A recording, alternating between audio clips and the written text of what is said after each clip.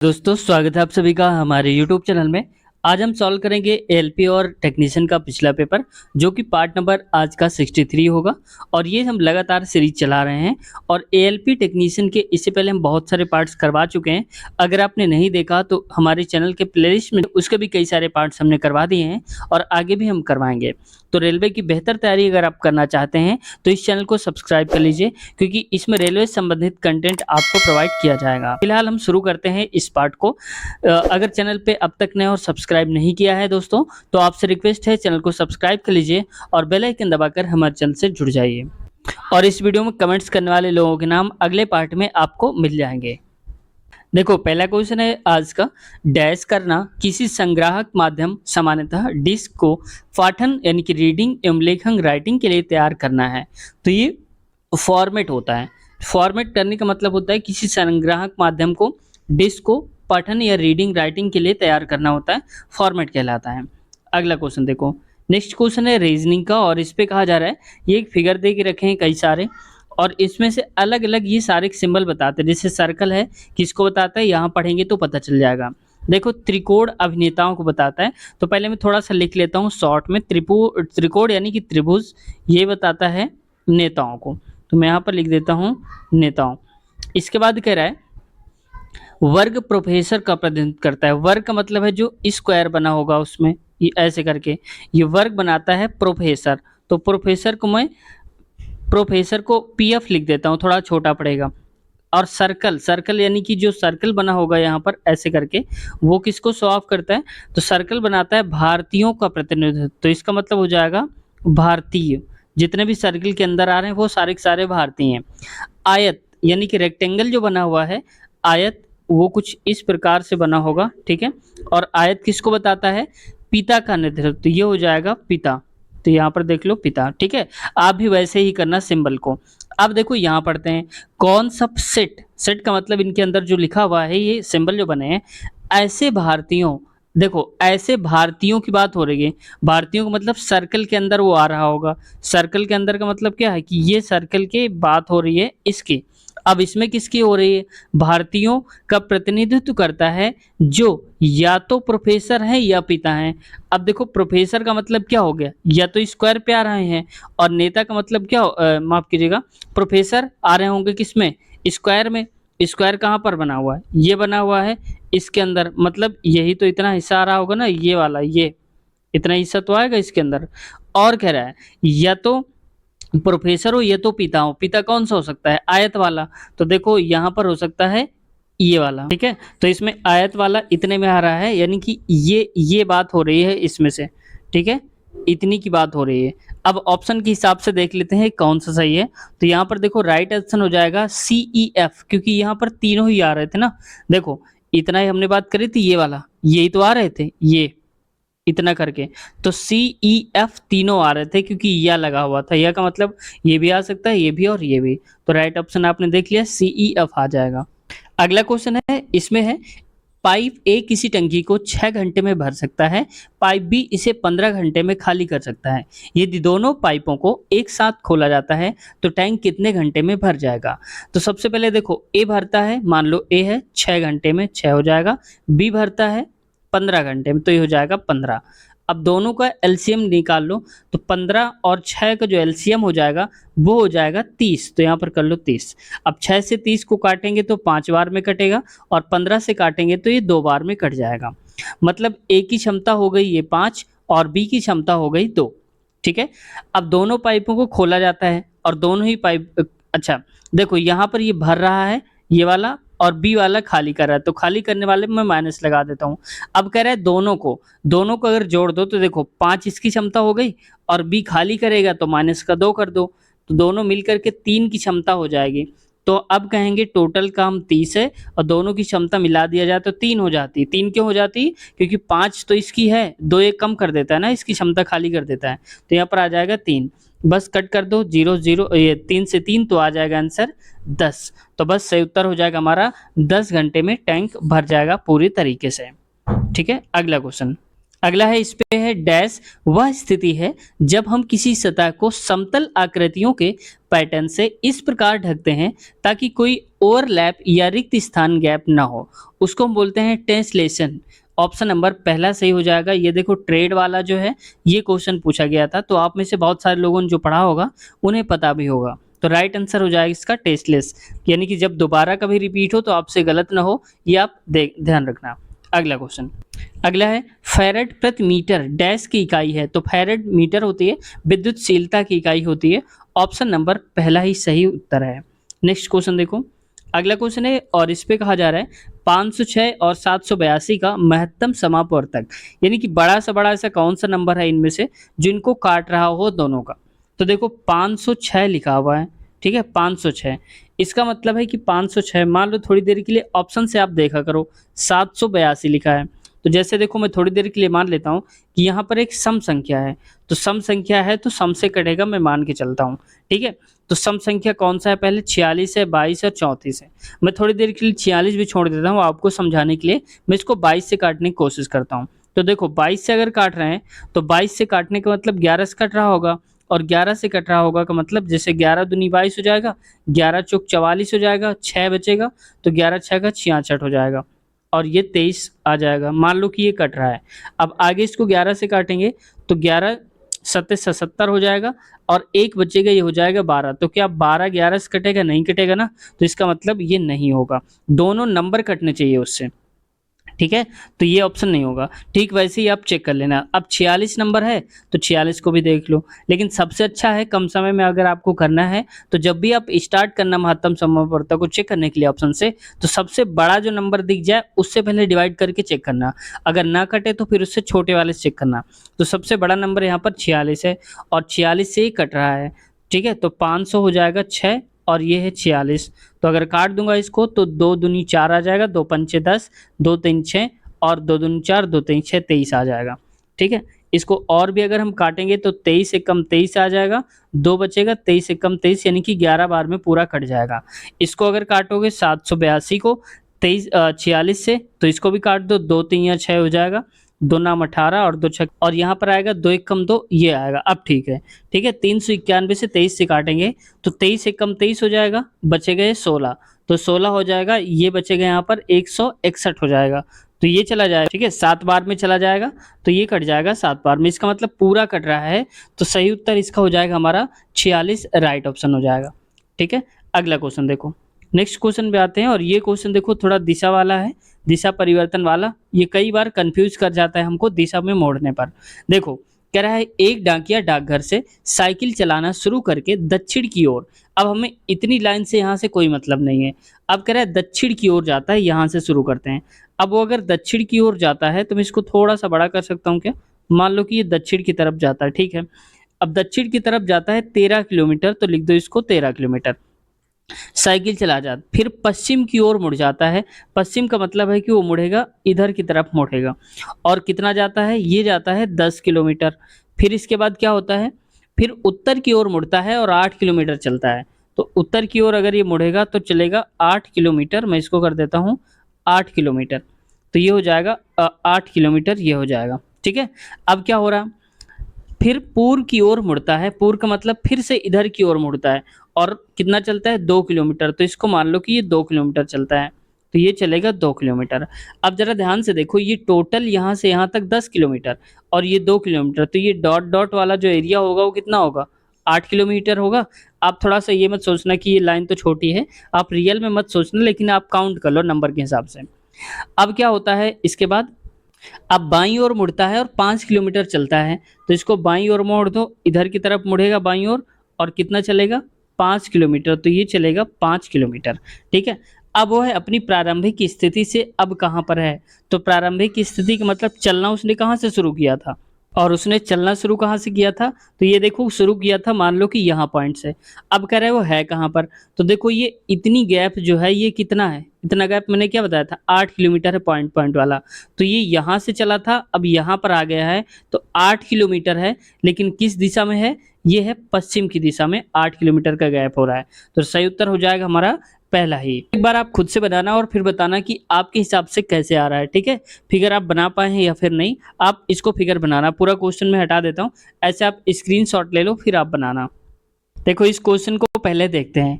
तो सबसे पहले यहाँ पर देखो, अगर इसको हम सॉल्व करने बैठेंगे तो इसमें सबसे पहले देखो यहाँ पर लिखा है 25%, इसको ध्यान देना है, ठीक है। तो ये हो जाएगा 20 माइनस का, या मैं सबसे पहले एक काम करता हूँ, इसको लिख लेता हूँ, ठीक है। 20 ब्रैकेट में देखो ये लिखा है 25%, 25% को हम लिखते हैं नीचे 100 आएगा, काटोगे 25 से कम 25, 25 चौको 100, यानी कि 1/4 आएगा। तो मैं इसको डायरेक्ट हटा के लिख देता हूँ 1/4। तो यहाँ पर आप समझ जाना कि ये लिखा है 25% की जगह पे 1/4। आगे देखो ऑफ का मतलब होता है गुणा, ये तो जानते ही आप। आगे देखो 8/6 हो जाएगा, 8/6, और यहाँ पर गुणा है 15। इसको काटोगे 2 3 या 6, माफ कीजिएगा 2 चौको 8, 2 3 या 6, और 3 एकम 3, 3 पचे 15, और 5 चौको 20 हो जाएगा ये, ठीक है। और 20 के बाद यहाँ पर देखो प्लस का 12 है, तो 20 प्लस 12 कितना हो जाएगा, 32 हो जाएगा। तो ये आएगा 32। अब 32 में यानी कि इस पूरे को सॉल्व करने के बाद यहाँ से यहाँ तक आ गया हमारे पास 32 आया है। तो मैं इसको दोबारा से लिख देता हूँ। तो यहाँ पर इसको पूरा सॉल्व करने के बाद हमारा आया 32, और गुणे में लिखा था 1/4। अभी हम इसको यहाँ पर रखते हैं, माइनस का 2 कर दो, और यहाँ पर 20 लिखा है, 4 8 32 हो जाएगा, और 8 ये बचेगा, 8 दूनी 16 हो जाएगा, यानी कि 20 माइनस का 16। तो 20 में से 16 हटाओगे तो आएगा 4। राइट ऑप्शन हमारा होना चाहिए था 4 आंसर। अब देखो ऑप्शन में भी देख लो, पहला ऑप्शन सही है, राइट ऑप्शन नंबर 4 हो जाएगा। अगला को अलग टाइप का दिया हुआ है, ये हिंदी मीडियम की क्लास 9th में दिया है, चैप्टर उसी से है। प्रथम प्रश्न में वाक्य को जो ठीक से अनुक्रमित होने पर एक सुसंगत पैराग्राफ बनाते हैं, प्रत्येक वाक्य को एक अक्षर समूह लेबल किया गया है। कुल मिलाकर मैं इसको सीधा बता देता हूँ, ये लाइनें दी गई हैं, बताना इनको सही क्रम में लगाना है इन लाइनों को, ठीक है। अब पढ़ते हैं यहाँ पर। अब कह रहा है, थोड़ा सा यहाँ देख लेते हैं। उनकी खिड़की के बाहर आकर्षक पत्तों के समूह के साथ एक बेल थी, लेकिन गर्मी बीतने के बाद जैसे जैसे सर्दी पड़नी शुरू हुई, पत्ते एक एक करके गिरने लगे। इसके आगे अब हमें क्रम से लगाना शुरू करना है। तो सबसे पहले देखो, नीचे आकर जब बिस्तर पर पड़ी मुरझाई और बीमार झांसी ने खिड़की से बाहर देखा तो पत्ती अब भी वही। अब देखो इसके आगे नहीं मिल रहा, तो हम कहेंगे अंततः एक आखिरी पत्ती बच गई थी, मतलब एक एक करके पत्ते गिरने लगे। अंततः मीन्स अंत में एक एक करके पत्ती गिरी, एक पत्ती बच गई थी। झांसी ने सू से कहा, जब अंतिम पत्ती टूटेगी तो उसके जीवन का अंत हो जाएगा। तो ये पहले नंबर पे आएगा, ये बी वाला, ठीक है। इसके बाद देखो, लड़की ने जीने की इच्छा को फिर से जगाई, कुछ ही दिनों में पूरी तरह ठीक हो गई। इसका मतलब ठीक हो गई, ये सबसे लास्ट में आएगा, ठीक हो गई, तो ये सी वाला सबसे लास्ट में आएगा। बी के बाद देखो, लड़कियों की एक मित्र चिंतित बुजुर्ग कलाकार ने यह कहानी सुनी तो कड़कड़ाती सर्द रात में भी बाहर खिड़की पर चढ़ गई और उसी स्थान पर पत्ती की एक जीवंत तस्वीर बना दी जहां अंतिम पत्ती अभी भी गिरी ही थी। तो मतलब हो जाएगा यहाँ पर ये आएगा, इसके बाद बी के बाद आएगा डी वाला, तो मतलब बी आएगा, इसके बाद आएगा डी, ठीक है। फिर देखो इसके बाद हमने बताया ये लास्ट में आएगा सी वाला, तो बी डी ए, तो हमारा बनेगा बी डी ए और सी, तो बी डी ए सी बनेगा हमारा जो होगा सही। ऑप्शन नंबर देख लो, दूसरा वाला राइट आंसर हो जाएगा। हालांकि इसमें कंफ्यूजन हो सकता था आपको, ये कोई नई बात नहीं है, अच्छे अच्छे को कंफ्यूजन हो जाएगा इस समूह को अगर ध्यान से नहीं देखेंगे तो। अगला क्वेश्चन, 8 हैशटैग 12 बराबर 10, 5 हैशटैग 9 बराबर 7, इनको देखेंगे पहले कैसे किया गया होगा। तो देखो 8 12 20 हो गया, 20 का आधा कर दो 10 हो जाएगा, यानी कि हैशटैग को हमने प्लस माना हुआ है और बाद में जो आंसर आता है उसको आधा कर देते हैं। जैसे देखो 6 10 16, 16 का आधा 8 हो जाएगा। ठीक वैसे ही देखो यहाँ पर दिया है 14 हैशटैग 4, तो 14 4 कितना हो जाएगा, 18 हो जाएगा, और उनका करना है आधा, 2 से भाग दे दो तो आ जाएगा 9, तो मतलब 14 हैशटैग 4 का मतलब हो जाएगा 9। राइट आंसर ऑप्शन नंबर तीसरा हो जाएगा। अगला क्वेश्चन है और इसमें है, उस घिरनी प्रणाली यानी कि पुली सिस्टम की दक्षता ज्ञात कीजिए जिसका यांत्रिक लाभ 2.5 हो और जहां रस्सी को 10 मीटर खींचने पर भार 2.5 मीटर ऊपर उठता हो। ठीक है, तो देखो इसमें जो भी वैल्यू दी है इसका गुणा कराना होता है, यांत्रिक लाभ है तो 2.5 इंटू 2.5 ये लिख दो 2.5 और कितने मीटर तक, 10 मीटर तक। तो देखो 25 25 होता है 625। यहाँ पर आ जाएगा 1 और 2 के बाद पॉइंट, यानी कि यहाँ पर पॉइंट आएगा। गुणे में 10 कर दो। अब करेंगे आगे तो आएगा हमारे पास आंसर, ये हो जाएगा 625, यहाँ 0 लगा दो। इसका मतलब है कि अब 0 तो पहले से रहा होगा समझो, तो यहाँ पर पॉइंट के बाद पॉइंट थोड़ा यहाँ खिसक जाएगा, तो 6250 आ जाएगा राइट आंसर। ठीक है, इसको चाहो तो आप 62.5 भी लिख सकते हो, 5.50 भी लिख सकते हो। तो राइट ऑप्शन हमारा हो जाएगा दूसरा वाला सही उत्तर। अगला क्वेश्चन है 2.5 किलो ओम के उस प्रतिरोध पर विभवांतर वोल्ट में ज्ञात कीजिए जिसे 2 एम्पियर की विद्युत धारा प्रवाहित हो जाती है। हमारे पास फॉर्मूला होता है V इक्वल I में R।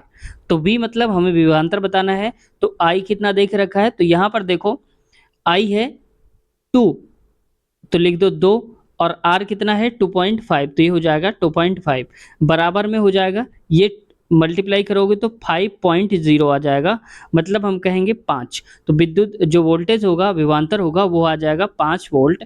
ऑप्शन नंबर दूसरा पहला ही सही उत्तर हो जाएगा। अगला क्वेश्चन डैश एक निजी नेटवर्क की सुरक्षा बनाए रखने के लिए प्रयुक्त सॉफ्टवेयर है। तो कौन सा सॉफ्टवेयर है, ये फायरवॉल होता है। तो ऑप्शन नंबर चौथा सही उत्तर है। अगला क्वेश्चन डैश वक्र को परिभाषित करने के लिए कम से कम 3 बिंदुओं का प्रयोग किया जाता है। वक्र के 2 अंतिम बिंदुओं को एंकर पॉइंट कहा जाता है। अन्य बिंदु जो वक्र की आकृति को परिभाषित करते हैं उन्हें हैंडल, स्पर्श रेखी बिंदु, जेंटेड पॉइंट्स या नोट्स कहा जाता है। तो इसको हम क्या बोलते हैं, तो इसको बोलते हैं बेजियर। तो बेजियर वक्र को जो परिभाषित करने के लिए पॉइंट्स लगाए जाते हैं, 3 बिंदु होते हैं वहां पर। ठीक है, ये 3 बिंदु होते हैं, तो यहाँ पर ऑप्शन नंबर हो जाएगा पहला सही उत्तर। अगला क्वेश्चन डैश एक विमा सूचक रेखा यानी कि डायमेंशन लाइन के सिरे पर मौजूद तीर की नोक लगभग डैश मीटर लंबी और 1 mm चौड़ी होती है। तो ये 3 mm कहते हैं इसको, 3 mm लंबी होती है, हमेशा याद रखना 3 mm लंबी होती है और 1 mm चौड़ी होती है। ठीक है, ये हमेशा होती है, इसका डायमेंशन यही होता है। तो ऑप्शन नंबर तीसरा सही उत्तर हो जाएगा। हो सकता है अगली बार इसको ऐसा पूछ लिया जाए कि उसकी लंबाई दे दिया जाए 3 mm और इसका डैश कर दिया जाए और चौड़ाई पूछ लिया जाए, तो ऐसा भी हो सकता है। तो याद रखना 1 mm होती है, अगली बार गलत ना हो। देखो एक निश्चित गियर में संचालक ड्राइवर गियर में 18 दांतें हैं, जबकि संचालित यानी कि फॉलोवर गियर में 8 दांतें हैं। संचालक ड्राइवर के प्रत्येक 16 चक्कर के लिए संचालित फॉलोवर गियर बार घूमता है। कुल मिला के ऐसे समझ लो कि एक में 18 दांतें लगे हुए हैं इसमें से, ठीक है, और एक में है केवल 8 दांतें ऐसे। अब ये अगर कहा जा रहा है कि अगर ये 16 बार घूमेगा, ये 16 बार घूमेगा बड़ा वाला चक्का, तो छोटा वाला चक्का कितनी बार घूमेगा ये बताना है हमको। ठीक है, तो इसमें घबराने की जरूरत नहीं है। सबसे पहले देखो ये 18 दांतें हैं और यहाँ पर 8 दांतें हैं, इतने बात समझ में आ गई। मतलब 18 मान लिया हमने कि 18 ये बार घूमता है, तो ये घूमता है 8 बार, और 18 बार ये घूमेगा। एक बार में 18 दांतें हैं, तो एक चक्कर घूम गया तो 18 घूमेगा, और अगर 16 चक्कर घूमेगा तो 16 गुणे 18 ही तो घूमेगा। भाई देखो एक चक्कर लगाएगा तो 18 दांतें हैं ना इसमें, अगर 16 बार चक्कर लगाएगा तो इतने बार ये राउंड करेंगे। तो अगर देखो इसका 16 हो जाता है और इसका मान लो कि x हो जाएगा बस। अब इसका यहाँ से नीचे मल्टीप्लाई करा दो, x इक्वल हो जाएगा 18 बटे में 16 और नीचे आ जाएगा 8, 8 एकम 8, 8 दूनी 16, यानी कि 18 गुणे में 2 हो जाएगा बराबर 32 सही उत्तर हो जाएगा। माफ कीजिएगा 18 दूनी 36, 36 सही उत्तर इसका हो जाएगा। मैं इसको सही से लिख देता हूँ 36। तो राइट ऑप्शन हो जाएगा हमारा 36। अगर ये 16 बार घूमेगा तो ये 36 बार घूमेगा। सही उत्तर ऑप्शन नंबर दूसरा हो जाएगा। उम्मीद है आपको समझ में आया होगा। तो दोस्तों आज की वीडियो यहीं तक रखते हैं, वरना वीडियो थोड़ा सा लंबी हो जाती है। अगर आप लोग कहेंगे तो वीडियो थोड़ा बड़ी भी बनाया करेंगे। तो उम्मीद करते हैं आज आपको कुछ समझ में आया होगा, काफ़ी कुछ सीखने को मिला होगा। और साथ ही साथ अगर कुछ सीखने को मिला है तो आपसे रिक्वेस्ट है कि आप लोग वीडियो को लाइक नहीं करते हैं, कम से कम एक लाइक दबा दिया करिए। साथ ही साथ सब्सक्राइब नहीं किया है दोस्तों अब तक, तो इस चैनल को सब्सक्राइब कर लीजिए ताकि रेलवे की तैयारी आपकी और बेहतर हो सके। इसमें मिलने वाला कंटेंट आपको रेलवे का ज़्यादातर देखने को मिल जाएगा। साथ ही साथ अगर आप गणित की वीडियोज़ भी देखना चाहते हैं, तो हमने चैप्टर वाइज़ गणित के कई सारे पार्ट्स करवा दिए हैं। तो हमने अलग से प्लेलिस्ट बना दिया है, गणित वीडियोज़ के नाम से प्लेलिस्ट है। तो उस पे क्लिक करेंगे आप, तो गणित के जितने भी चैप्टर्स हमने करवाए हैं, वो सारे खुल कर आ जाएँगे और पार्ट वाइज़ हमने उनको डिवाइड किया है। तो आप देख लेना वहाँ से, जो भी चैप्टर आपका कमज़ोर है, आप एक बार चेक कर लेना। क्योंकि हमने एकदम बेसिक लेवल से उठाया है, अगर आपको कुछ भी नहीं आता होगा मैथ में, तो भी आप आसानी से सीख जाएँगे। बेसिक से उठा कर के एकदम हाई लेवल तक के क्वेश्चंस करवाए हैं। और मज़े की बात है कि सबसे जितने भी हमने क्वेश्चंस लिए हैं, सारे के सारे क्वेश्चन वो लिए हैं जो पिछले एग्ज़ाम में किसी न किसी एग्ज़ाम में पूछे जा चुके हैं, वही क्वेश्चंस हमने वहाँ पर लिए हुए हैं। तो दोस्तों, इसका अगला पार्ट अगर आप देखना चाहते हैं, तो इसी वीडियो के नीचे, जिस वीडियो को आप देख रहे हो, इसी के नीचे डिस्क्रिप्शन में आपको लिंक मिल जाएगा अगला पार्ट के नाम से, तो आप उस पे क्लिक करके इसके डायरेक्ट अगला पार्ट में पहुँच सकते हैं। तो कैसी लगी वीडियो ज़रूर बताना कमेंट सेक्शन में, और उम्मीद है कि आप सब प्यार देने के लिए हमें सब्सक्राइब तो कर ही लिया होगा। उम्मीद ऐसी करते हैं। मिलते हैं नए पार्ट में नए क्वेश्चंस के साथ। अपना ख्याल रखिए, अपनी पढ़ाई जारी रखिए। Take care, bye bye.